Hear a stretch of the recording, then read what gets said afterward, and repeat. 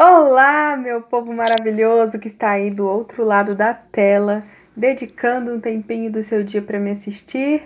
Como é que vocês estão? Eu espero que estejam bem, que estejam felizes, que estejam abençoados. E a você que eventualmente não esteja se sentindo dessa maneira, o meu pedido ao Senhor é que você se sinta melhor, que Ele possa aliviar a sua tristeza, que Ele possa arrancar do seu coração toda a dor e que, se possível, esse vídeo seja um fator contribuinte para você se sentir melhor no seu dia, se sentir mais feliz, se sentir mais em paz.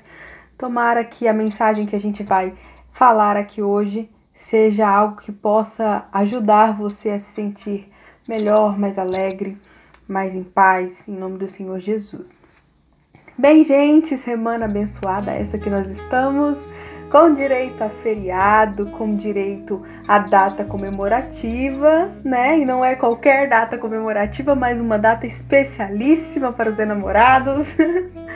Vem aí o Dia dos Namorados, gente, emendado com feriado não poderia ser melhor. E justamente por isso, essa semana nós vamos lançar um quadro novo. A verdade é que eu já falei dele, né? Naquele vídeo que eu falei quais os quadros que a gente ia ter aqui no canal. Eu já tinha mencionado, mas a gente ainda não tinha feito nenhuma edição desse quadro. E eu achei que essa semana era a semana ideal e perfeita para a gente poder fazer esse lançamento e trazer aqui um assunto assim interessantíssimo para a gente abordar, que é o quadro de questões pessoais à luz da Bíblia. Quando eu gravei aquele outro vídeo, eu expliquei que a gente ia ter esse quadro aqui para a gente falar de uns assuntos que dissessem respeito à nossa vida privada, a questões mais pessoais. É claro que a gente sabe que tudo na vida de quem serve a Deus é espiritual e que não existe nenhuma área da nossa vida que ele esteja excluído, de maneira nenhuma. Mas a questão é que a gente vai abordar questões que não tenham tanto a ver com a vida na igreja, com o serviço da igreja, com o ministério, mas questões pessoais mesmo. E hoje nós vamos estrear esse quadro de questões pessoais à luz da Bíblia. E eu quero que seja mesmo, que funcione mesmo essa dinâmica de conversa entre amigos. Sinta-se como se você estivesse numa poltrona de frente para mim e eu de frente para você e a gente pudesse trocar ideias a respeito de um assunto. É lógico que você vai me escutar agora aqui nesse vídeo e você vai dizer: mas Rebeca, você não vai me ouvir, né? Como que é uma troca de ideias, como que é uma conversa se você não pode me ouvir? Eu só não vou saber a sua opinião a respeito se você não quiser, porque graças a Deus nessa plataforma a gente tem a área dos comentários, é para você participar mesmo. Então, se você quiser deixar a sua opinião a respeito do assunto, esse não é um quadro para eu estabelecer uma opinião absoluta a respeito de nada, de maneira nenhuma, mas é para a gente poder mesmo colocar a visão que a gente tem a partir da palavra a respeito de alguma coisa, o entendimento, a interpretação que a gente tem. E é claro que eu espero também ser acrescida com a opinião de vocês, com aquilo que vocês quiserem também acrescentar aquilo que for falado aqui. Então fiquem à vontade para usar a área dos comentários. E aproveitando do ensejo, eu quero pedir para você já se inscrever nesse canal. Olha, tem tanta gente visualizando nossos vídeos, graças a Deus por isso. Eu sou muito grata pelo alcance que esses vídeos têm. Mas tem gente que acaba esquecendo de se inscrever. Então eu queria pedir para você já se inscrever no nosso canal e também ativar as notificações para você não perder nenhum conteúdo que a gente for lançar aqui depois. Ainda tem muita coisa legal, muita coisa bacana que vem por aí. E eu quero que você esteja ligadinho aqui conosco. Então, por favor, se inscreva, ative as notificações, curta o nosso vídeo, deixe o seu comentário e compartilha com uma pessoa que você sentir no coração de compartilhar o nosso conteúdo aqui, ok? Bem, então, sem mais delongas, vamos para o nosso conteúdo de hoje. Já que essa semana foi a semana escolhida para poder lançar esse quadro, eu queria que a gente falasse de um assunto que tem pertinência com a data que está chegando, que é justamente sobre o amor. E eu quero aqui fazer uma pergunta para vocês.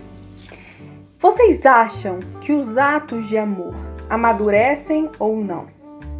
E eu vou contextualizar a minha pergunta e também já deixar assim a minha opinião, a minha resposta, mas fique com essa pergunta aí, reflita, faça a sua resposta a si mesmo e também, se quiser, deixa aí nos comentários a sua contribuição. É o seguinte, eu fiquei pensando esses dias, refletindo comigo no começo dos relacionamentos, quando a gente ama se declarar. Ama, isso, e faz carta, e faz poesia, e faz declaração pública. E na minha época não era diferente. Quando eu comecei a namorar, eu escrevia inúmeras cartas, amava mandar carta, escrever, declarar de todas as formas. Cheguei, inclusive, a escrever uma poesia. E essa poesia eu entreguei para o Kleberson, e ele quis transformar essa poesia em música. Inclusive, ele gravou a música, então esse é tipo assim um trabalho todo nosso, porque eu escrevi a letra e depois ele compôs a música a partir dessa letra, e assim, é uma coisa muito nossa. Ele chegou inclusive a colocar no canal dele aqui no YouTube, eu vou deixar o link na descrição para quem tiver curioso para conhecer. E assim, isso é para exemplificar, né? Como que no começo a gente gosta de se expressar, tá nascendo ali um sentimento, então a gente gosta de deixar claro, de mostrar pro outro, de falar, enfim. E a gente lança mão de todos os meios. Isso não só através das palavras, mas também alguns gestos, né? O homem abre a porta do carro, manda flores, manda bombons, enfim. E depois, com a evolução desse relacionamento, às vezes essas coisas vão se tornando um pouco mais escassas. E a verdade é que muitas vezes a gente começa a se questionar, né? Você fazia isso antes e não faz mais, e eu queria que você fizesse com mais frequência e tal.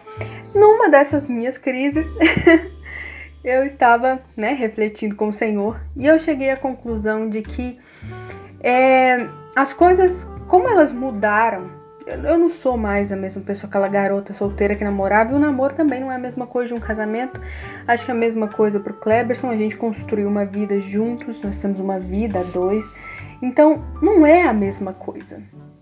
E tudo mudou, né? O status que a gente compartilhava antes, inclusive a distância, o fato de ter um sentimento que a gente sentia um pelo outro, mas a vida em si ainda não era compartilhada, e agora sim. Isso faz com que a gente vá para uma etapa que exige de nós atos de amor mais amadurecidos. Então já deu para vocês perceberem que a minha resposta é que os atos de amor, na minha opinião, sim, amadurecem. Pelo menos foi o que eu senti da parte do Senhor, o Senhor me falando. Por que eu estou dizendo isso? A verdade é que essas palavras, essas declarações, essas coisas de um início em que você está querendo conquistar aquele coração ali, mas que é ainda o começo de um amor, vai passando pelo teste do tempo, pelo amadurecimento, e vai requerendo atitudes cada vez mais fortes para demonstrar esse amor.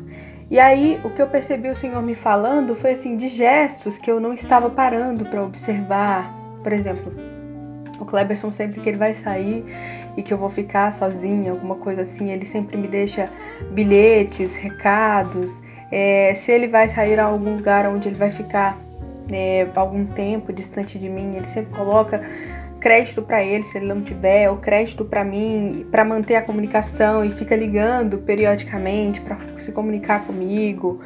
Enfim, gestos assim, sabe? De me surpreender, às vezes vai lá, faz um café, leva na cama. E esses gestos assim do dia a dia, fora aquilo que ele já faz, de se esforçar para cuidar da nossa família, para ser um sacerdote do lar. E Deus vai mostrando, parece que foi me trazendo à memória atos que dizem eu te amo tanto quanto as próprias palavras, que eu estava ignorando, como se ele simplesmente não demonstrasse nada. E eu percebi que na verdade, muitas vezes simplesmente resolvi ignorar, né? E aí eu entendi que uma fase nova trouxe também novas formas de demonstração de amor. Na verdade, formas ainda maiores, porque, né, a forma como ele cuida de mim, como ele cuida da nossa casa, como ele faz questão de me mimar mesmo. Teve uma vez assim que a minha sandália arrebentou. E aí ele foi pro trabalho normalmente, aí tipo, quando chegou no final do dia, ele me chegou com uma sandália nova. Foi assim, eu necessitei, ele trouxe. Ou muitas outras vezes eu simplesmente penso numa coisa e falo, amor, eu queria tanto essa coisa, porque eu podia usar no meu trabalho, podia usar para estudar. E aí de repente ele se programa, faz caber no orçamento e traz para mim. Então, assim, esses atos são muito maiores do que se ele simplesmente falasse eu te amo e isso fosse da boca para fora e se não se sustentasse, porque agora nós compartilhamos uma vida. É muito mais do que só vê-lo num final de semana. E eu estava pensando nisso porque eu acredito de todo o meu coração que a gente tem que aprender a observar a forma como os outros estão demonstrando amor. É claro que eu estou colocando dentro de um contexto de um casamento, de um namoro, de um noivado, mas de uma forma geral. Existe um livro do Gary Chapman que chama As 5 Linguagens do Amor. E lá ele fala que existem esses 5 tipos de linguagens. E que nós não temos uma mesma forma, e muito raramente mesmo dentro dos casais, o homem e a mulher têm a mesma linguagem de amor. E às vezes pode gerar um conflito se a gente não souber compreender como o outro demonstra amor e como ele se sente amado. E a questão é que, vamos colocar aqui algumas formas que ele coloca lá como linguagens do amor. Ele fala de tempo de qualidade, ele fala de dar presentes, atos de serviço, são todas formas e linguagens de amor. E cada pessoa vai ter uma forma como ela se sente amada ou como ela demonstra o amor. E a questão é que quando a gente se depara com uma linguagem diferente da nossa, a gente pode pensar assim, tanto ter uma má interpretação de como a gente demonstra o nosso amor, como interpretar mal a forma como o outro está demonstrando amor para nós. E eu queria chamar a atenção para isso, para que a gente pudesse perceber, pudesse parar para pensar os gestos que os outros estão praticando na intenção de nos fazer sentir amados. E às vezes a gente está só ligado assim, eu queria isso, não, mas eu queria que você falasse, não, mas eu queria que você fizesse assim, eu queria que você fizesse assado. E deixa nessa oportunidade de observar aquilo que o outro tem feito para demonstrar esse amor para nós. Ou mesmo nós, a forma como nós temos demonstrado muitas vezes não tem sido entendida pelo outro. A questão é que a gente não pode deixar de reconhecer o amor ou de discerni-lo simplesmente porque a gente se depara com uma linguagem diferente de demonstrar esse amor para nós. Porque a verdade é que eu te amo não se diz apenas com palavras e nem apenas com essas palavras. Existem inúmeras formas de demonstrar. E a Bíblia fala em 1 João, capítulo 3, versículo 18, que nós não devemos amar apenas de palavra nem de língua, mas de fato e de verdade. E essa palavra me chamou a atenção, porque eu acredito que ela se encaixa aqui naquilo que nós estamos falando. Nós não devemos amar apenas de palavra. Muitas vezes esse eu te amo, esse amo você dos primeiros dias é falado, e não que ele seja mentira por isso, mas não existe aquela base ainda profunda, né, que o sustenta. Agora, numa fase mais adiantada do relacionamento, que a convivência vai se estabelecendo, esse eu te amo precisa se sustentar, ele precisa se provar de fato e de verdade. Em outra tradução, a Bíblia vai falar em ação e em verdade. Significa, tem que ter ações, não pode ser somente de palavra, não pode ser somente de língua, mas tem que existir fatos, tem que existir ações que demonstrem esse amor, tem que existir verdade para sustentar o eu te amo. O que demonstra que claramente só as palavras eu te amo não necessariamente são a única forma de se declarar o amor. E nem só palavras, e nem só declarações públicas, e nem só cartas, e nem só textos, mas existem inúmeras formas de se provar esse amor. E o meu recado, através desse questionamento que eu fiz, se os atos de amor amadurecem, é justamente isso, deixar essa reflexão. Será que a gente não está simplesmente não discernindo ou não reconhecendo o amor simplesmente porque a gente se deparou com uma linguagem diferente daquela que a gente tem, que é a nossa linguagem do amor? E outra, será que a gente tem tentado entender a linguagem do outro e levar o outro a entender a nossa linguagem para que ninguém fique pensando que não é amado tanto quanto realmente é? Eu vi essa semana numa página do Instagram que eu gosto muito, que é a C.S. Lewis Brasil, que é uma página excelente. Quem quiser segue lá, eu amo essa página, e eles postaram um trecho de uma série. Eu vou colocar aí para vocês verem.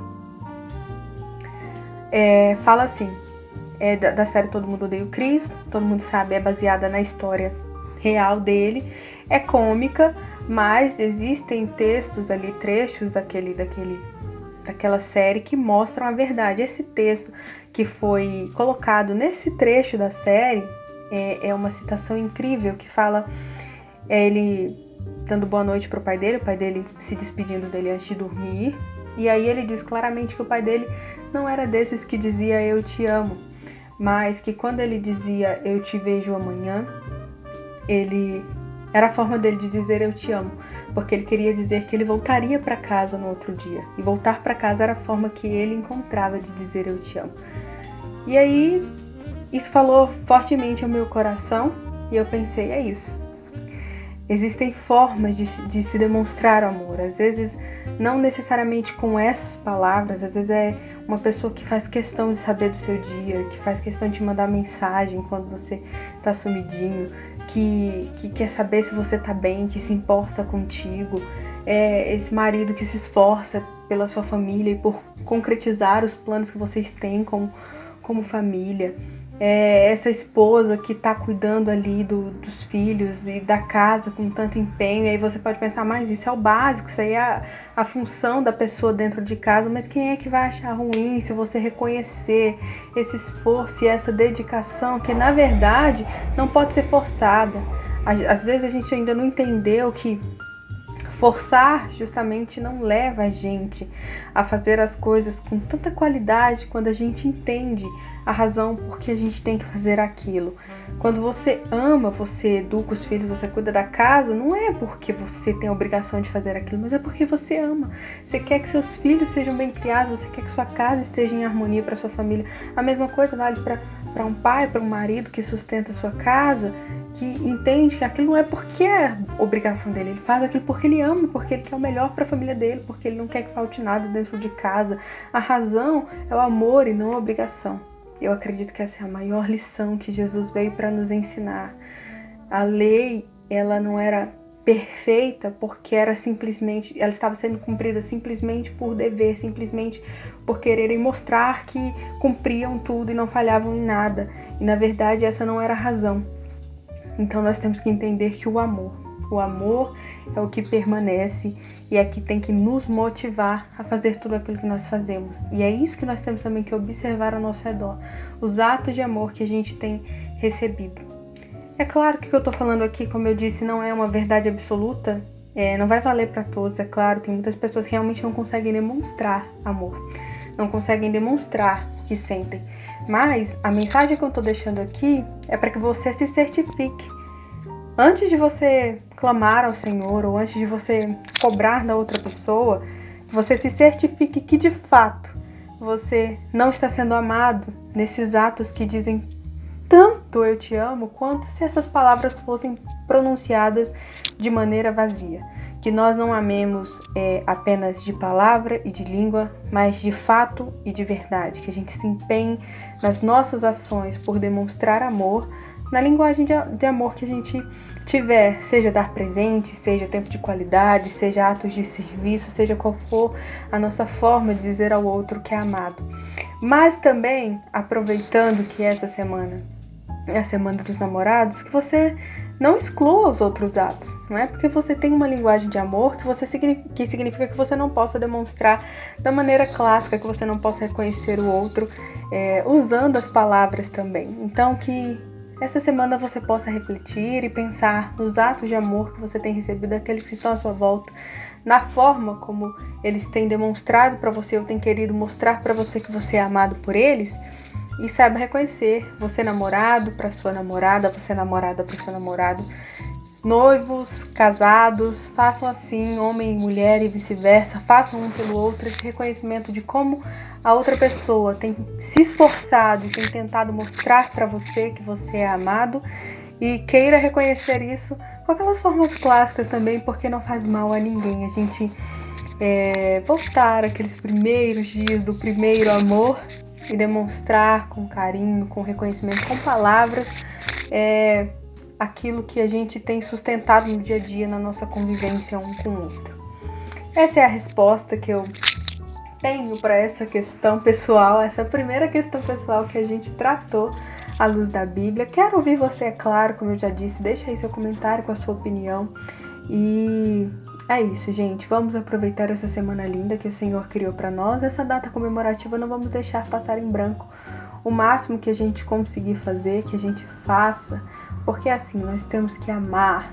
Jesus disse que permaneciam 3 coisas, mas das 3, a mais importante era o amor.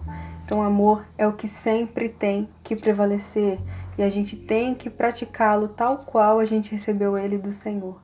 E o Senhor, ele não só nos diz que nos ama, mas ele demonstra isso o tempo todo. Demonstrou mandando o seu único filho, que era o que ele tinha de melhor, para morrer por nós. E continua fazendo isso com cuidado, com zelo, com consolo, todos os dias por mim e por você. Então Deus não nos ama só de palavra e de língua, mas de fato e de verdade. E que isso que nós temos recebido dele, nós queiramos também compartilhar com aqueles a quem nós amamos e que nos amam também. Tá bom?